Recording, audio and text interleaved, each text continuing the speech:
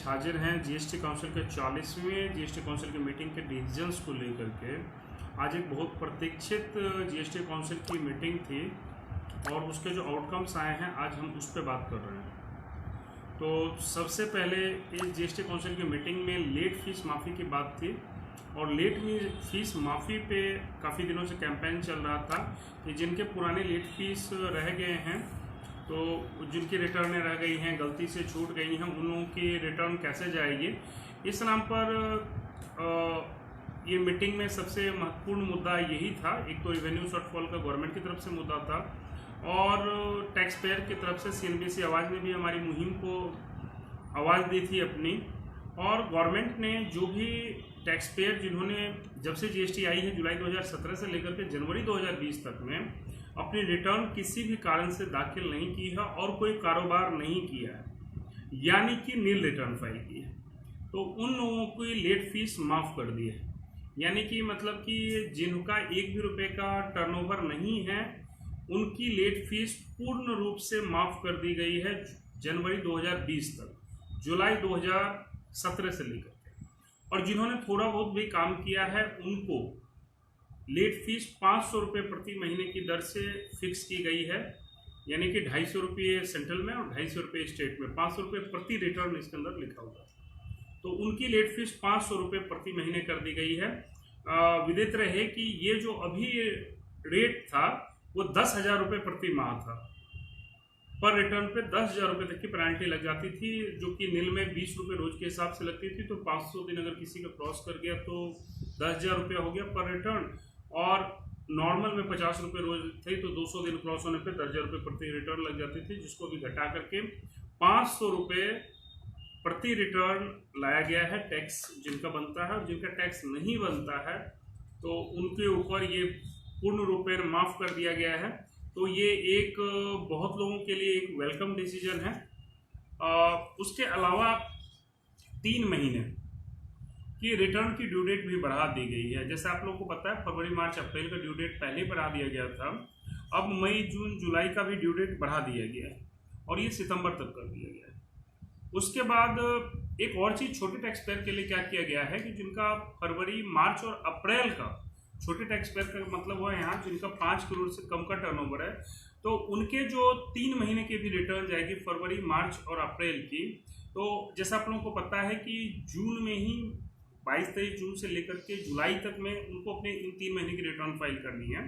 तो इन 3 महीने की रिटर्न में उनको जो अगर वो लेट फाइल करते हैं यानी 30 सितंबर तक अगर फाइल करते हैं तो 18% जो अभी ब्याज की दर है लेट जमा करने पे उसको घटाकर उनके लिए 9% कर दिया गया है। तो अगर आप लेट फाइल करते हैं फरवरी से आगे की रिटर्न और छोटे टैक्स पेयर हैं, बड़े के लिए कोई राहत नहीं दिया गया है। छोटे टैक्स पेयर है यानी अगर आपकी टर्नओवर 5 करोड़ से पिछले साल कम है तो आपको 18% की जगह 9% ब्याज लगेगा। तो ये 2 राहत की बात थी। तीसरी राहत की बात उनके लिए है जिनका जीएसटी रजिस्ट्रेशन किसी भी कारण से कैंसिल कर दिया गया है।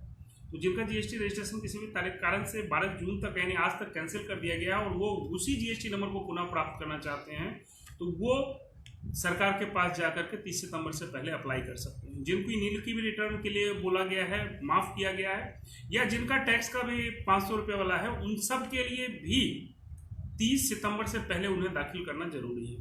जुलाई से सितंबर के बीच में उन्हें अपनी रिटर्न फाइल करनी होगी।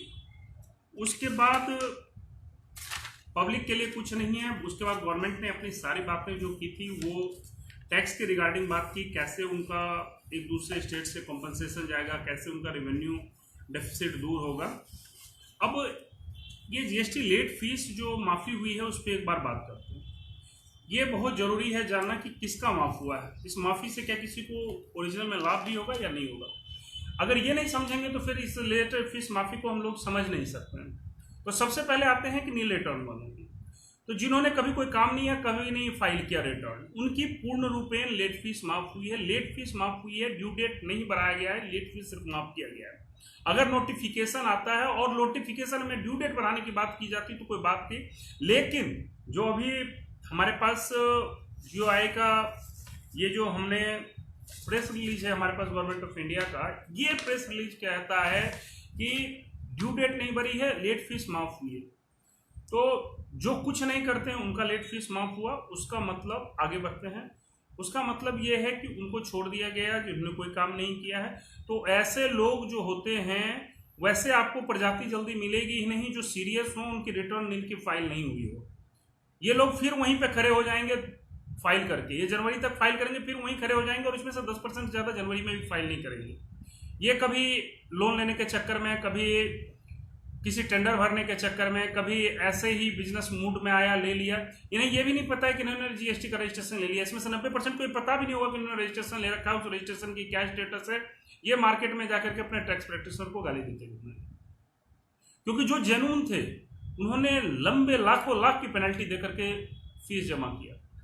हम लोग लेट फीस जब माफी की बात करते थे तो उनका लेट फीस वापस मिले इसकी भी बात करते थे, जिन्होंने लाखों लाख जमा किए। यहां तो सीधा एक ऑनेस्ट टैक्स पेयर, जिनको हम लोग प्रोफेशनल समझाते हैं कि रिटर्न फाइल करो, रिटर्न फाइल करो, उनको उनसे पैसे ले लिए गए और जो बिल्कुल निठल्ले हैं उनको माफ कर दिया गया। जिन्होंने अभी तक दे दिया वो तो गए, जिन्होंने किसी की बात मान ली, ऑफिसर्स की बात मान ली, हमारी बात मान ली, किसी और सीए की बात मान ली, वकील की बात मान ली, उनके साथ ये हो गया।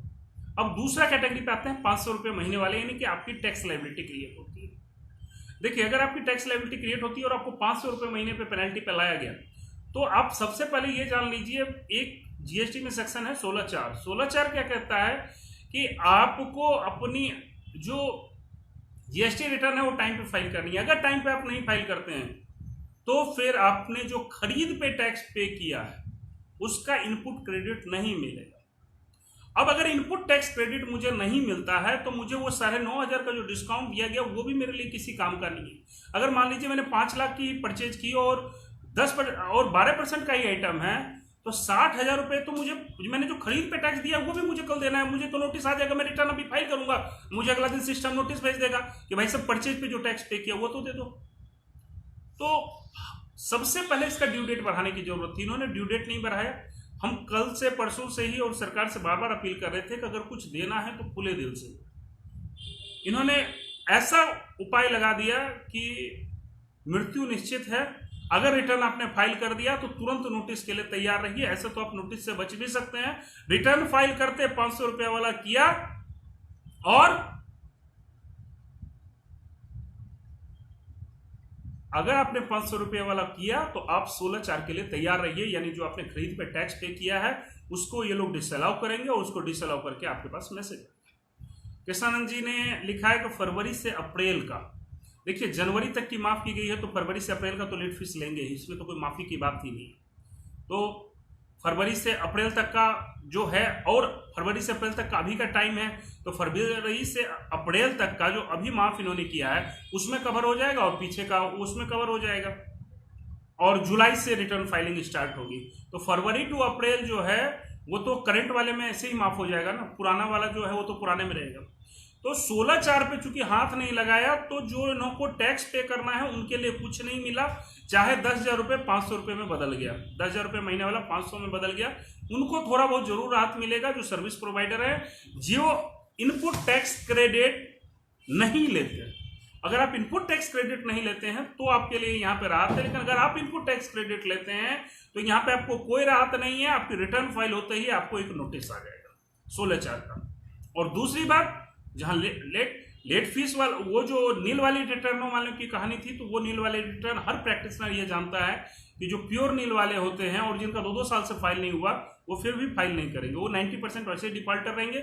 मैंने फिर कहा, उनको पता भी नहीं होगा कि उनको रिटर्न फाइल करना है और उनको कोई हल्ला भी करने नहीं जा रहा, कोई प्रैक्टिशनर उनको जगाने के लिए भी नहीं जाएगा। तो यहाँ पे एक बेनिफिशियल क्या है वो मैं बता रहा हूँ। बेनिफिशियल क्या है, अगर किसी का रिटर्न नहीं फाइल हो रहा है और रेवोकेशन में वो जाना चाहता है, किसी कारण से उससे गलती हो गई थी, बहुत सारे यहाँ पे ठेकेदार आईसी से जुड़े हुए हमारे यहाँ के वेंडर्स कुछ फंस जाते हैं कि उनको वही जीएसटी नंबर चाहिए होता है, तो वो लोग रिवोकेशन में जा सकते हैं और वही जीएसटी नंबर प्राप्त कर सकते हैं। तो उन लोगों के लिए एक राहत भरी खबर है। अदरवाइज रिवोकेशन में जाना संभव नहीं था, 30 दिन के अंदर ही आपको रिवोकेशन में जाना होता है रिटर्न फाइल करके, तो वो आपको रिवोकेशन में जाने के लिए आपको ड्यू डेट बढ़ा दिया गया है। तो इसके अब यहाँ पे समराइज करके खत्म करते हैं कि उम्मीदों का टोकरा था और एक छोटा सा हाथ में डलिया पकड़ा दिया गया, फिर भी एक वेलकम मूव है, किसी को तो कुछ तो फायदा होगा। लेकिन एज ए ब्रॉड जो हम समझ रहे थे वो हमें नहीं मिला। फिर अगले महीने जीएसटी काउंसिल की मीटिंग है, फिर एक बार जोर शोर से आवाज़ उठाएंगे। तब तक के लिए जय हिंद।